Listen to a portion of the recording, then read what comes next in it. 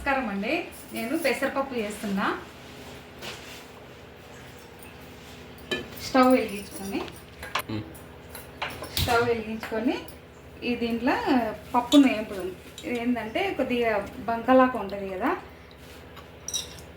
Oil వేయకుండా ఉట్టిదే మంచి పొడి పొడి అయ్యే వరకు మంచిగా ఫ్రై చేసుకోవాలి. దీన్ని ఏంపాలి. నీళ్ళు పెట్టుకుందాం. అంతవరకు అది ఫ్రై అయ్యే వరకు ఇది వేడైతాయి నీళ్ళు. పప్పు ఇది పచ్చి వాసన అనేది పోవాలి. కొద్దిగా పొడి పొడి అవుతుంది. పప్పు ఇది ఫ్రై అయిపోయింది. పచ్చి వాసన పోయి మంచి కమ్మటి వాసన వస్తుంది పెసరపప్పు. ఇప్పుడు ఆ వేడి నీళ్ళు ఉన్నాయి కదా, దాంట్లో ఈ పప్పు వేసుకుంది. ఈ స్టవ్ ఆఫ్ చేసుకొని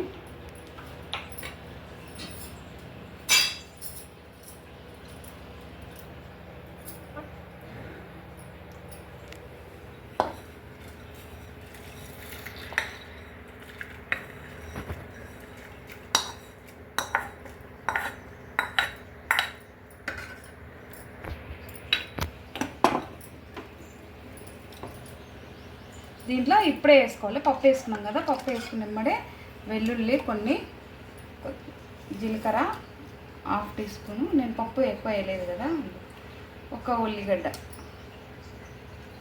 దీంట్లో కాడికి వేసుకొని కొద్దిగా నూనె వేసుకొని బాగా ఉడికించుకోవాలి. సగం ఉడికినాక పప్పు టమాటా వేసుకుందాం. దీంట్లో చింతపండు అవసరం ఉండదు.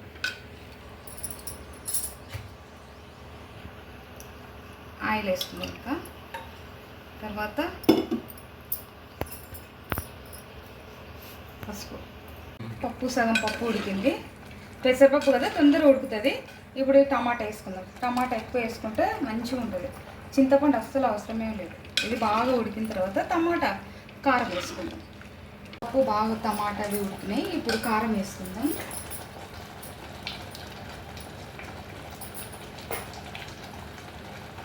నేను దీంట్లో ఒక 2 చెంచాలు వేస్తాను.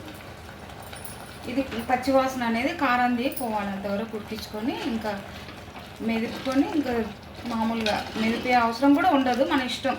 పప్పు ఉడికింది. ఇప్పుడు కొంచెం ఇట్లా పప్పు గుత్తి తీసుకొని ఒకసారి 2 సార్లు ఇట్లా మెదిపి పోపు పెట్టుకుందాం. ఉప్పు పెసరపప్పు కదా, ఉప్పు ఎక్కువ ఏం అవసరం ఉండదు. కొద్దిగా వేసుకున్నాను. జీలకర్ర ఎండుమిర్చి వేసుకొని ఇంగు వేసుకుందాం. కొంచెం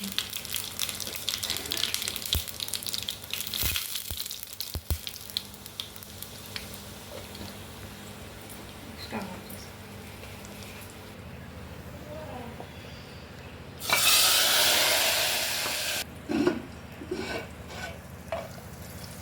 ఇది కారంతో వేసుకుంటే బాగుంటుంది. చిన్నపిల్లలు కూడా మంచిగా కమ్మగా అనిపిస్తుంది, తింటారు. ఎండాకాలం ఇంకా చల్లదనం కదా ఇది పెసరపప్పు. పచ్చిమిరపకాయలు వేసుకుంటే కడుపు ఉబ్బరంగా అట్లా ఉంటుంది, అంత బాగుంటుంది. కారంతో అయితే బాగుంటుంది. పెసరపప్పు రెడీ.